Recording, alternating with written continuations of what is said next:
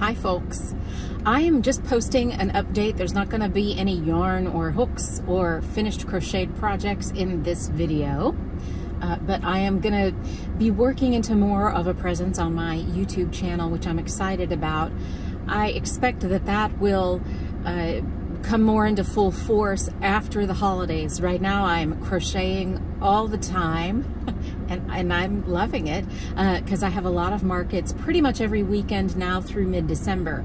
I have markets and those are going very well, and I'm happy about those, but there's going to be a big downtime from January through probably the end of March. And what I want to do is serve more crocheters. Now there's a lot of crocheter YouTubers out there serving crocheters, and they are fantastic. And I'm thankful. So I'm going to be looking for my niche in that because I want to talk to crocheters more and add that more. So I think what I'll be doing is in the first part of the year when people aren't spending as much money on gifts and such, and crocheters are looking to plan their year and their market offerings and such, I can kind of share patterns and tips and tricks and maybe even some yarn reviews and my market experiences. If you are a crocheter, I am I'm about 3/4 of the way through my first full market season. This is the first time I've really done a market most weekends of the year, starting at the end of March this past year. And I have learned a lot, and I'm sure I'm going to learn a lot every year after this. One thing I've learned is that I've set up mostly at one neighborhood market, and then I occasionally go to another market.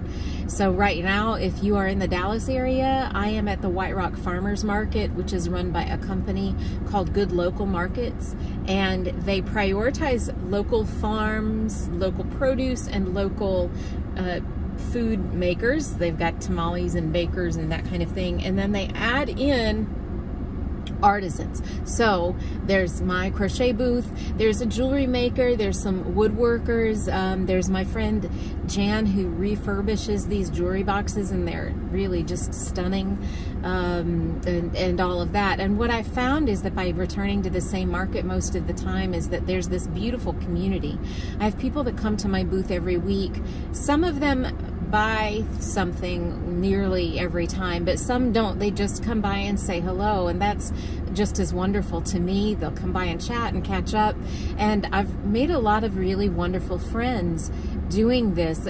I mean, I have to get up so early, like at 5 a.m., and I'm not a morning person, but I get out of bed so happily on Saturday mornings, well before the sun is up, and I load up my Jetta with things that shouldn't fit in there, but they do magically. It's like Narnia, and I load it all myself. My husband offers to help, but I just kind of like to say I did this.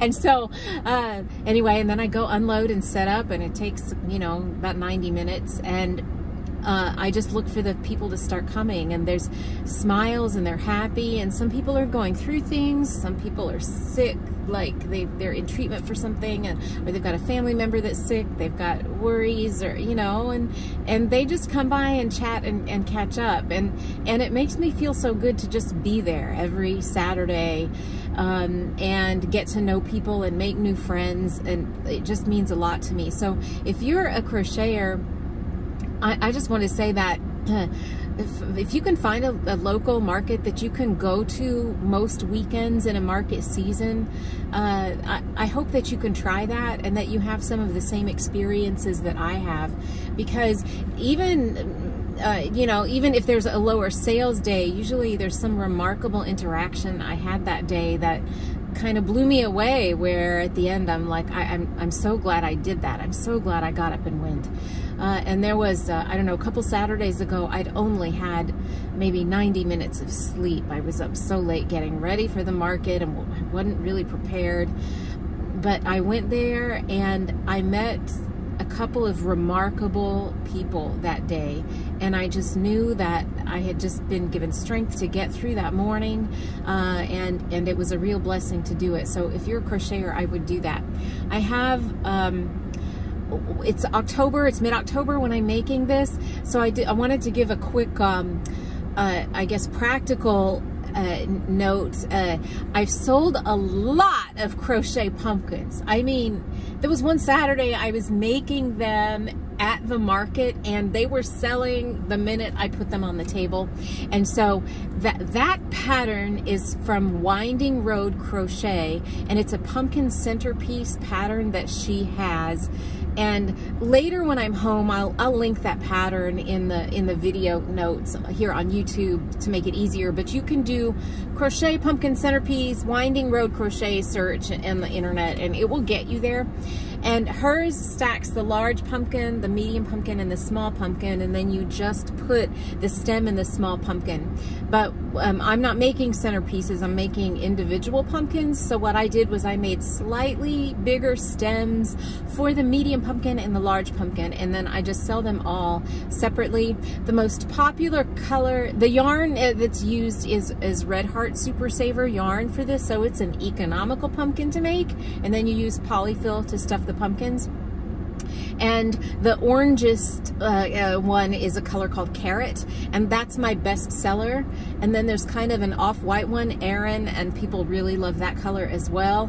But I've added a variegated version called Autumn Mix, and then I've added kind of a muted green called, I think it's called Sage.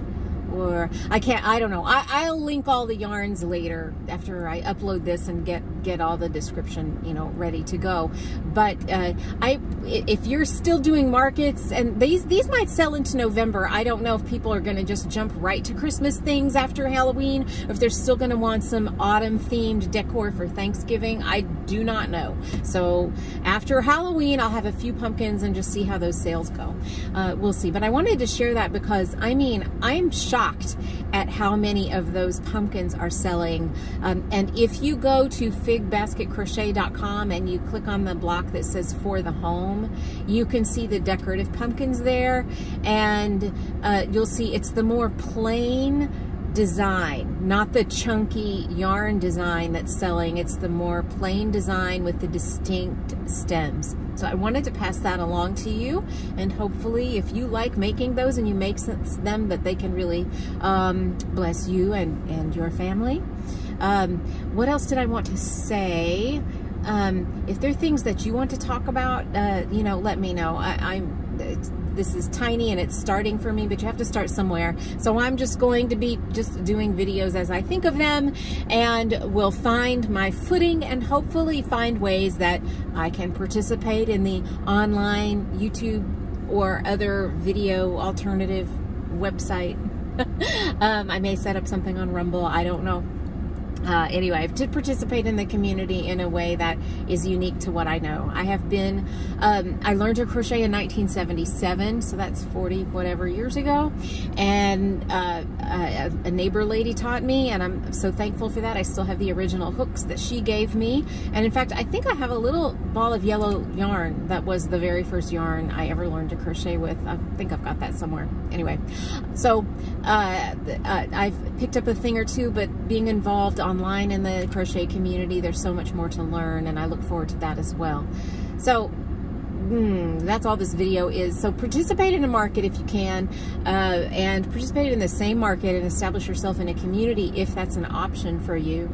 I will be going to my alma mater is the University of Dallas in Irving, and they have an alumni business fair where we can set up booths, and that's October 22nd, so from 11 a.m. to 4 p.m. I will be set up there, and we'll be selling my stuff there. And what's delightful is that last year I did this, and the UD students came by and talked to me, and they were friends with my son, I have 2 sons there now, and they're just delightful, and I met a handful of crocheters, crochet students there on campus, and that was so fun. So I'll be there again this year. I will be at the Fraternal Order of Eagles market on November 12th, I think that one is, in East Dallas. And then on December 3rd, which is my younger son's birthday, I will be set up at the Jesuit Women's Auxiliary annual Christmas Bazaar from like, I think it's 9 or 10 a.m. to 4 p.m. I think, at Jesuit College Preparatory School in North Dallas. That's at 12345 Inwood Road. So I'll be there for that. And I have so much crocheting to get done before then. I hope that my husband can be patient with me. Anyway, so that's it. I just wanted to check in with you guys. I'm going to be increasing my video presence just to get used to the idea of it. And YouTube would not let me go live today for some reason, but their live functionality will be revived in 24 hours. It could be because I haven't logged into my YouTube channel since June. I had a lot of stuff going on with my family and everything, so I'm getting back into the swing of things. So I may do some lives, and you got to start somewhere, right? I'll stop yammering now. Thank you, anybody that watched this video. I appreciate it.